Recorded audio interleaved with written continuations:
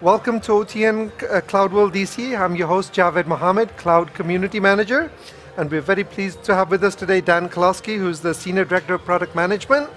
Welcome. Thank you for having me. So Dan, I just kind of wanted to start off. You cover the Oracle Management Cloud, and that covers a pretty broad area.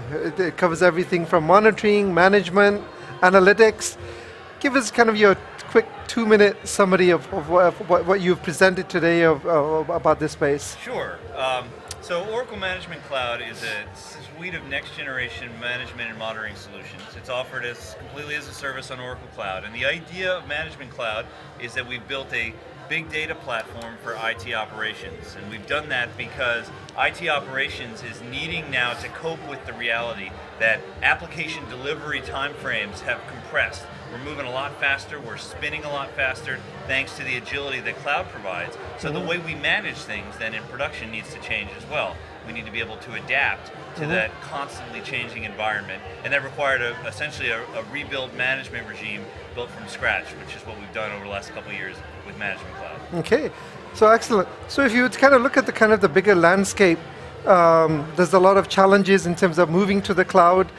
How about, can you perhaps list what some of those, the big pain points are from a cloud perspective? Sure. I mean, customers are very excited first and foremost. You know, the positive is the agility that cloud represents. It allows us to deliver things faster than we've ever done before. That's a wonderful thing, and people are very excited about that as they think about sort of taking advantage of the cloud architectures.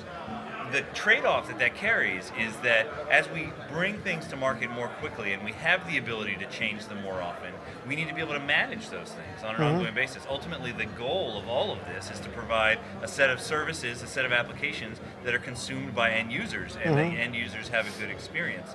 So we need to be able to instrument and understand our end user experience in an environment where the applications that are providing that experience change, maybe on a daily basis, maybe on a multiple times a day, taking advantage of these new cloud architectures that allow people to spin very fast.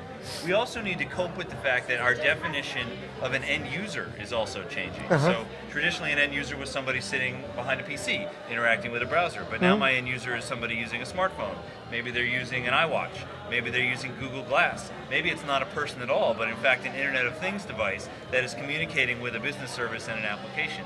Our management needs to adapt to this environment where end users are changing and the applications themselves are changing all the time. And that is very difficult for traditional management processes and traditional management regimes. So it demands that we essentially retool the way we do IT operations management. Got it. So with all of these changes taking place, how does the Oracle Cloud Management address some of these, both those changes in terms of users, in terms of the different platforms, as well as all the things taking place? So there's two things that need to happen in order for us to adapt. One is that we need to eliminate what have previously been silos of operational data. So traditionally you have folks who look at individual consoles, they interact with their own small view of the world, which is great until there's a troubleshooting problem.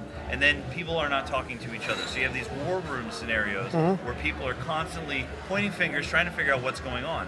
In an environment where things are changing very rapidly, that is simply untenable. It just is not appropriate for an operational organization to provide a level of service that's hamstrung by operational silos. So the first thing we did is we unified the operational data layer in Management Cloud. Unlike traditional management where we have multiple systems of record that don't talk to each other, we have a single system of record that shares things like application topology information, that shares things like performance information. So we can run not only rapid troubleshooting scenarios, but ongoing planning using a commonly understood set of operational information. So that's one aspect. The second is that even when you unify the data layer, it turns out human beings cannot necessarily keep up with the rate of change. So we've applied machine learning to the data layer, all of this reams of operational data that we're now gathering from our end users, we're gathering it from our servers, we're gathering it from logs, we're gathering it from devices.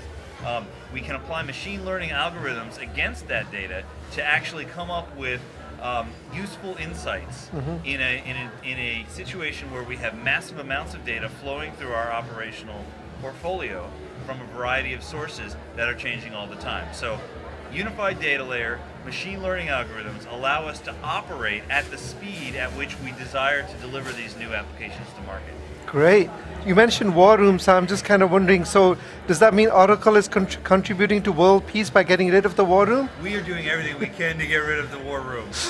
Everyone has lived through the war room for a long time, and I promise you that the fights that go on in a rapid troubleshooting scenario are fights that we need to eliminate. So if we can help world peace by eliminating those fights and eliminating the need for people to spend all weekend locked in a room together, staring at individual consoles of information, trying to find out the root cause of a problem, only to result in discovering that the problem was actually outside of the sphere of influence of anybody in that room. Got it. If we can make that go away, a lot of people will be happier, and maybe that'll contribute to world peace. Well, Dan, I want to thank you very much for coming on and sharing your insights. Thank you. Thank you so much for having me. Thank you.